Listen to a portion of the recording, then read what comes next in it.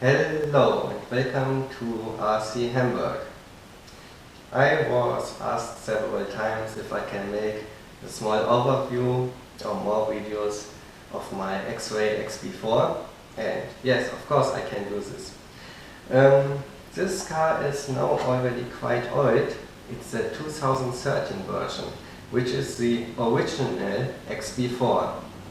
Meanwhile, to the date of this video, the 2016 version is already released, and the 2016 version became world champion in the hands of Nuno Coelho, which is great for this company and for this car.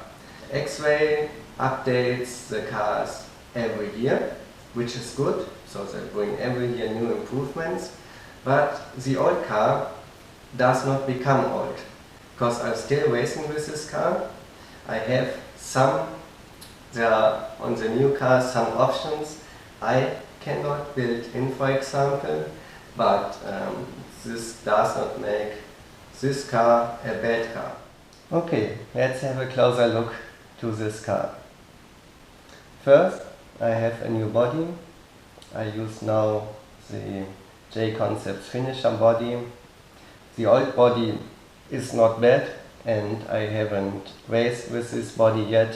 I must check if there is a performance difference, but I just wanted to have something new and a new, more colorful color scheme, because then I can see it better on the track. The tracks are, especially carpet tracks, quite dark, and bright colors help for the visibility very much. So for this car, I will open it up. I made a review, and I called this review my disappointments and final thoughts. And I was really quite disappointed first with this car, because like other guys too, I had a problem with these plastic gear diffs.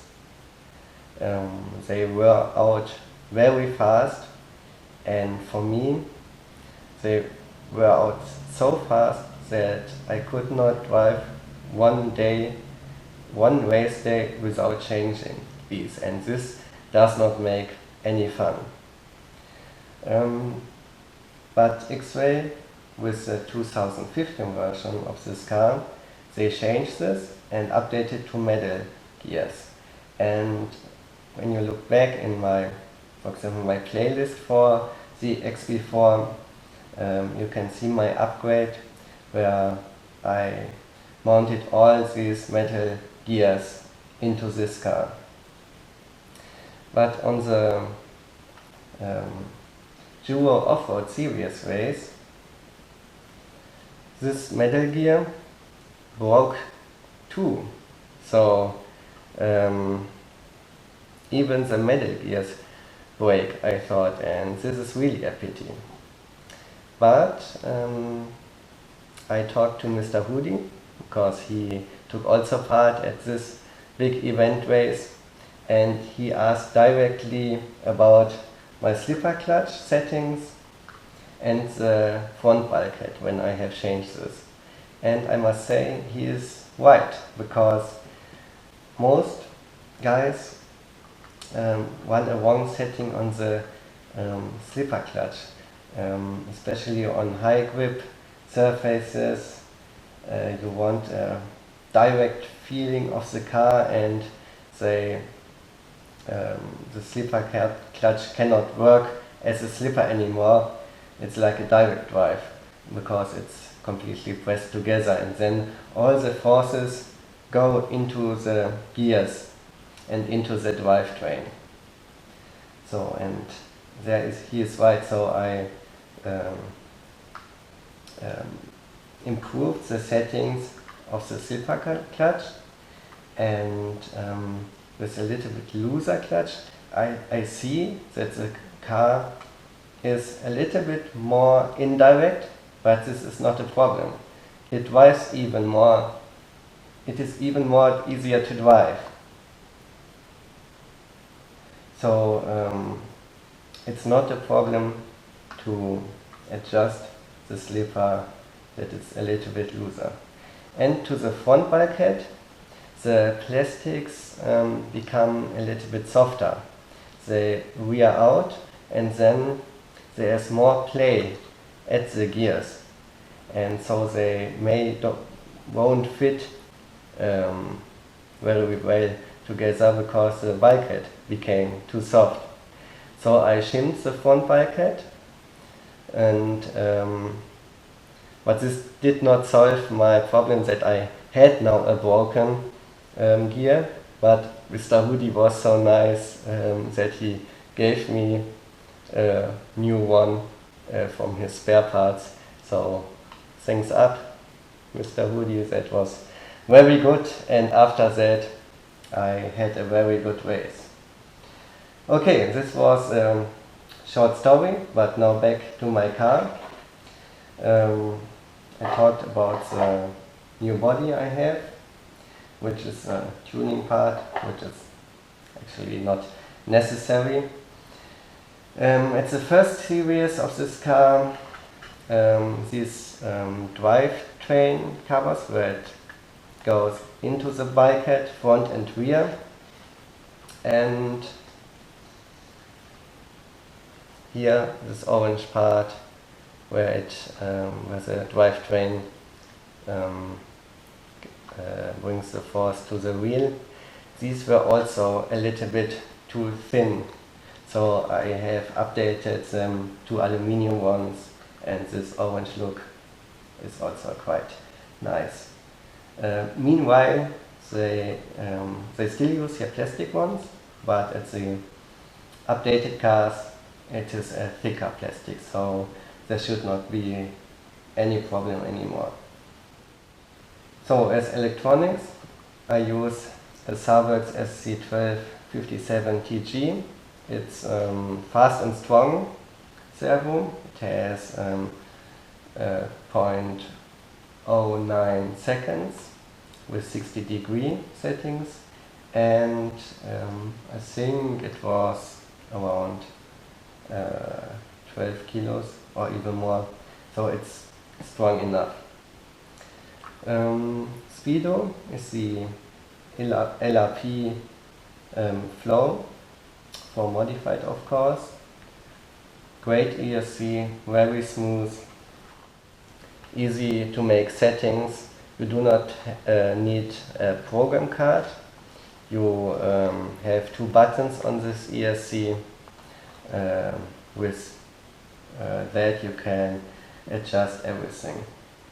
The motor is a quite cheap one, the 5.5 turn Trackstar, which is available at Hobby King and costs only 30 euros. In comparison, LRP motor would cost around 100 or even more, but this is working quite well.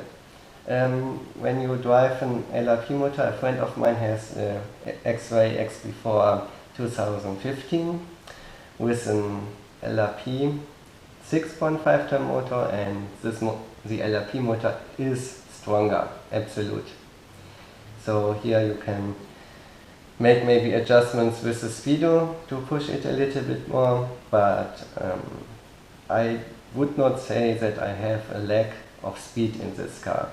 Speed is very good and should be for the most track conditions enough. If you want the absolutely power, then maybe better to drive an LRP. But the driving won't be easier, of course, when you have more power. Some people say, especially on a C-Tech forum, which I always read for this car, that the shocks would be quite good if they have better pistons. So the standard pistons are molded in a molded part, and the most guys say they updated to shallow or avid pistons, and this was the biggest improvement. I updated now also to shallow pistons with 2 holes front and rear front with 1.6 millimeters and rear with 1.7 millimeters. So shocks feel quite smooth, but I must see then on the track if this is a real improvement.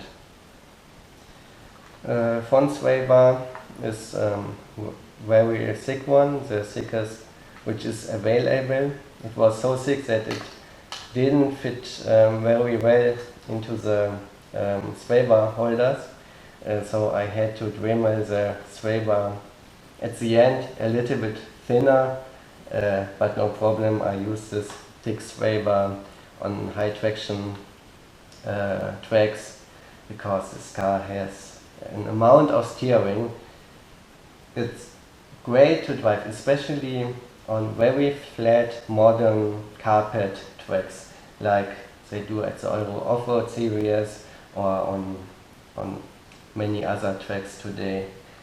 I had already this video, this review video, where I was not very satisfied with this car and said that for driving on bumpy tracks, the rear end is not settled down to the track very well. I haven't checked this because the races I took part were on flat surfaces, but I will check this later if the new Xray pistons will make this car more comfortable to drive on bumpy tracks. I have no plans to update to a later version at the moment because this is really a great point for this car. Nothing is worn out really well. So everything is still strong, the plastics feel great, the hubs are not worn out, which is great.